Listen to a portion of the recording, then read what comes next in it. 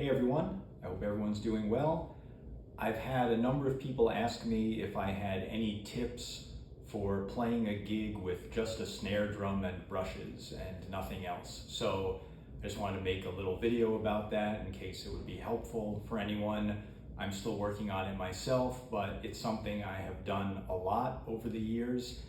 And as with anything, the more you do it, you get more comfortable with it. When I first tried it, I know I felt very naked not having the rest of the drums there, but over time, it's definitely gotten a lot more comfortable. And I remember years ago seeing a video of the great Jake Hanna playing with just a snare drum and brushes with maybe a 5 or 6 piece band. They were just really swinging hard and you didn't miss anything. He sounded great. He just sounded like he always did. And I thought, wow, how does he do that?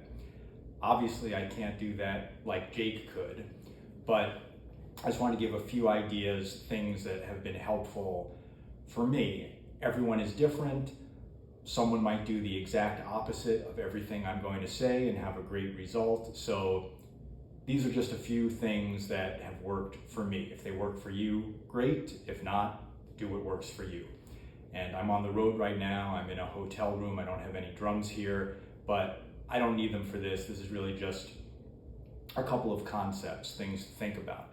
So the first one is sometimes I think a problem that people can get into when they're playing with just a snare drum and brushes is that they try to play more to compensate for the fact that they don't have the rest of the drums. They play busier and try to add in all these things to make up for the fact that it's just the snare drum.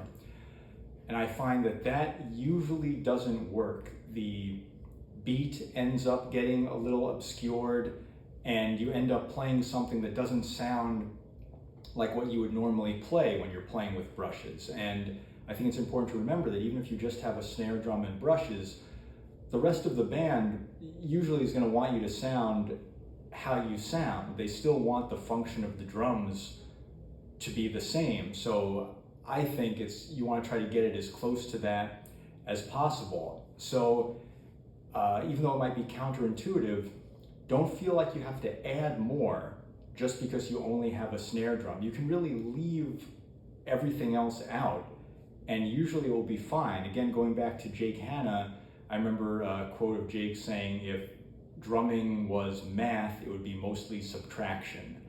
And it is amazing how much you can take away and things will still be fine.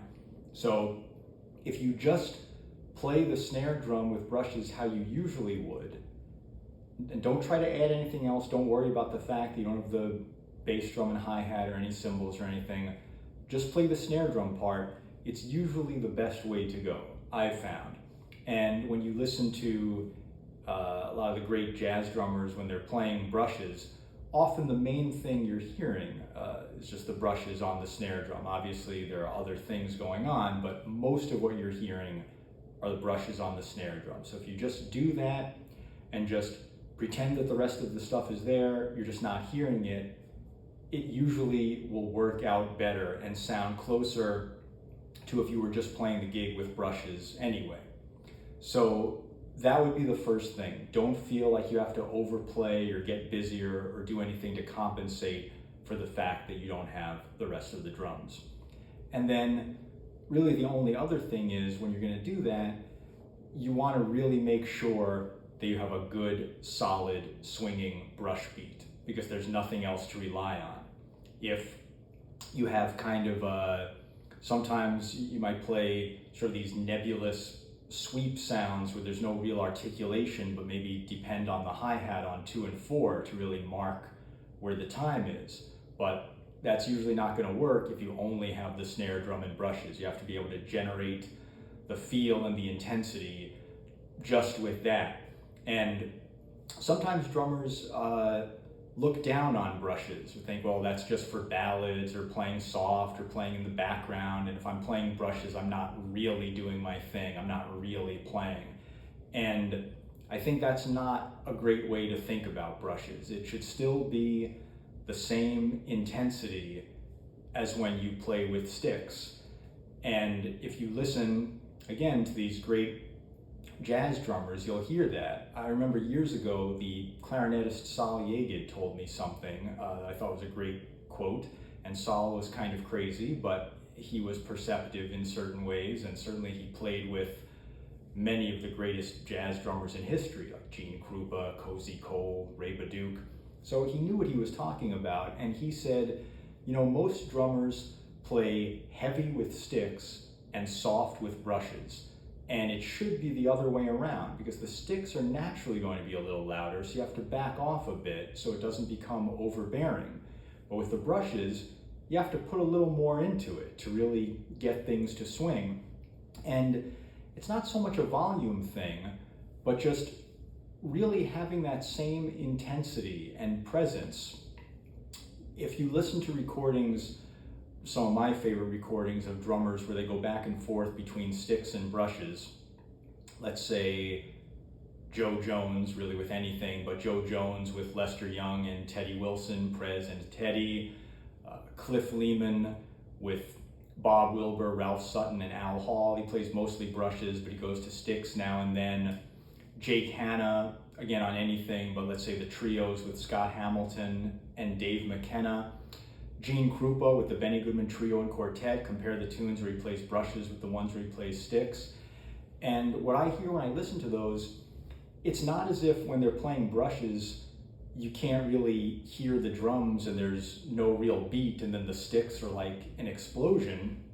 Maybe the sticks are slightly louder, but the presence of the drums and the intensity doesn't really change that much. It's almost like switching from brushes to sticks is more just changing the color in the way you would go from, let's say, the hi-hat to the ride cymbal or something. It's just a change in texture, not so much swing, intensity, presence of the drums in the band.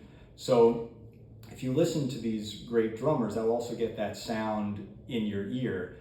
And all of those players could really swing hard with brushes. Again, Cliff Lehman on those recordings with Ralph Sutton and Bob Wilbur, he's playing mostly brushes. I'm sure that was his choice, and it's swinging as hard as anything.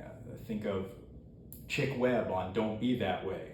That's a swinging tune with a big band, and he's playing brushes, and it's his band, so he's choosing to do that. So you don't want to feel that you can't get that intensity with brushes. And many of you may know the Sid Catlett quote, something to the effect of, I could swing a big band with one wire brush and a phone book. And certainly most of us are not going to get to the level of Sid Catlett. I'm certainly not on that level, but that's something to aspire to. And if you don't have that in your brush playing and you're only playing a snare drum and brushes, it will become apparent. And again, the band wants that swing and drive from you, whatever setup you have. So you want to be able to get it. Just being able to do that, just practicing that, just with brushes on a snare drum, I think that's a really good thing to work on. In the same way you want to be able to generate it just with a cymbal, just with a hi-hat, to not have to rely on having everything. And the more you do that, the better it will get. So that's really it. Those are the two main things that I would say that have been helpful for me. Try to develop a strong, solid, swinging brush beat that has the same intensity as when you're playing with sticks, and then just play that and don't really add anything. Don't think about the fact that you don't have the rest of the drums. So I hope that's helpful for some people. Let me know if you have any thoughts or questions. And thanks for watching, everyone. I will be back soon.